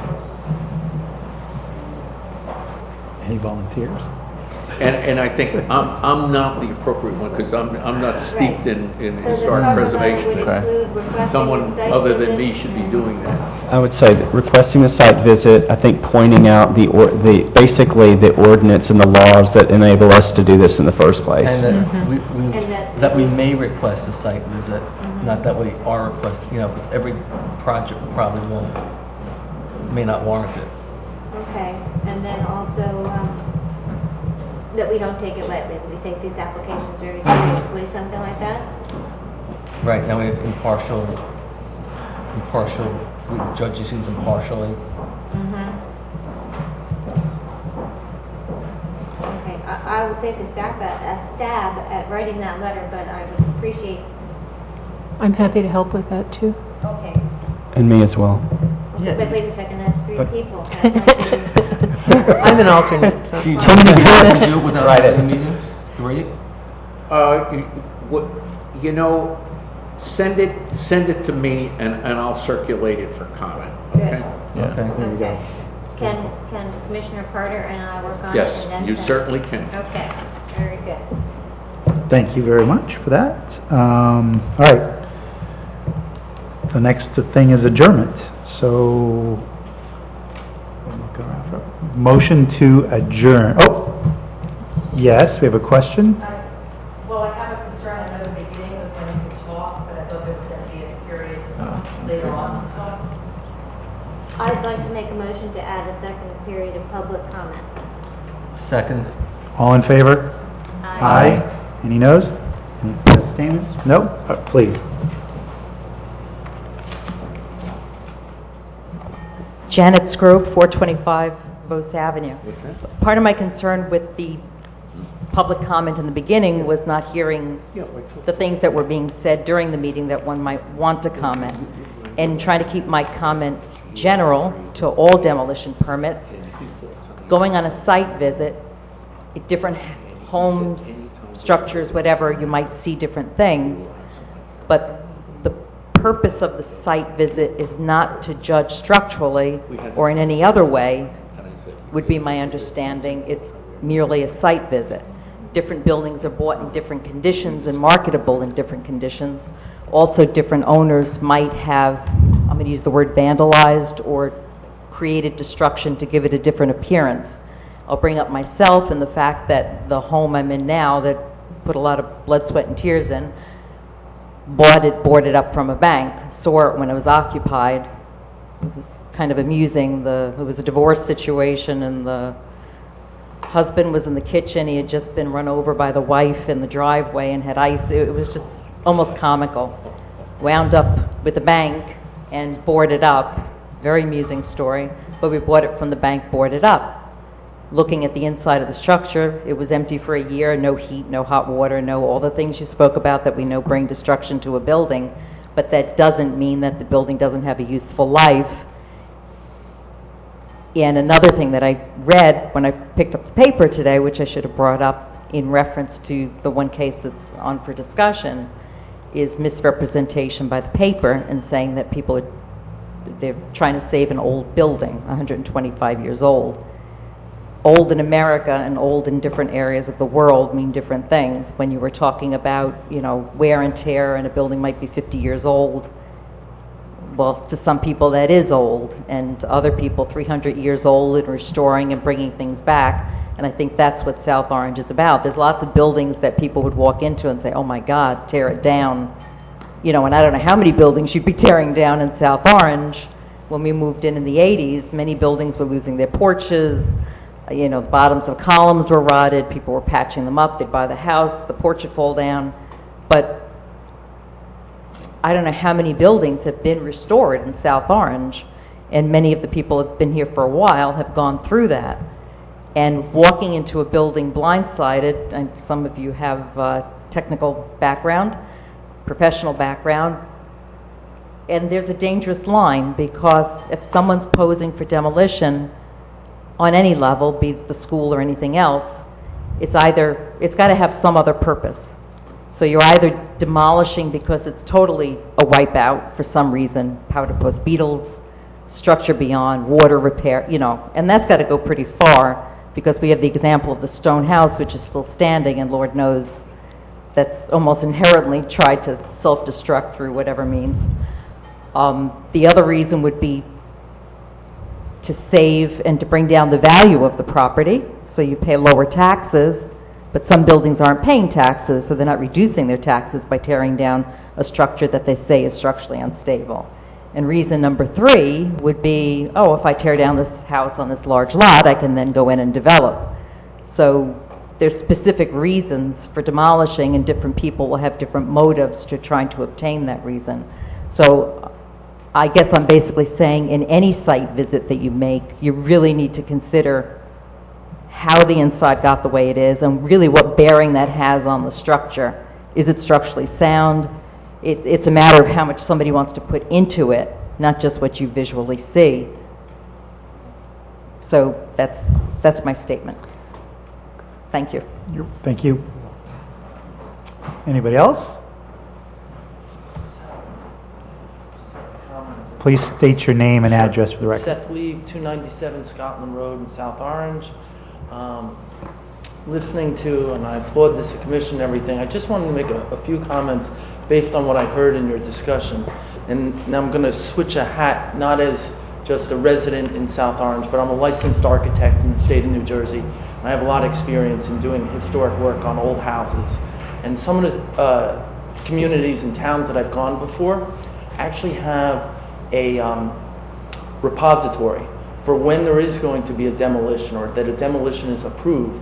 There's a location in town where the Historic Preservation or Commission comes in and itemizes which items to be salvaged, and then it goes to the repository in town. And what that allows is for other residents who are doing renovations in the future can then go to that repository and maybe pick up a doorknob, or pick up a 2-panel or a 5-panel wood door, or an old casing or something to match their house. So it's just something you may want to consider in the future.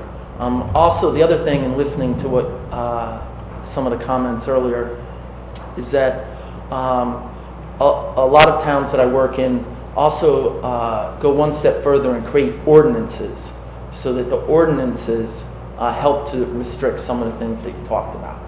So just a few comments. Thank you. Thank you. Any other comments, please? Kristen Blake. I live at One Prospect, kind of new to town, but also a licensed architect as well in New Jersey.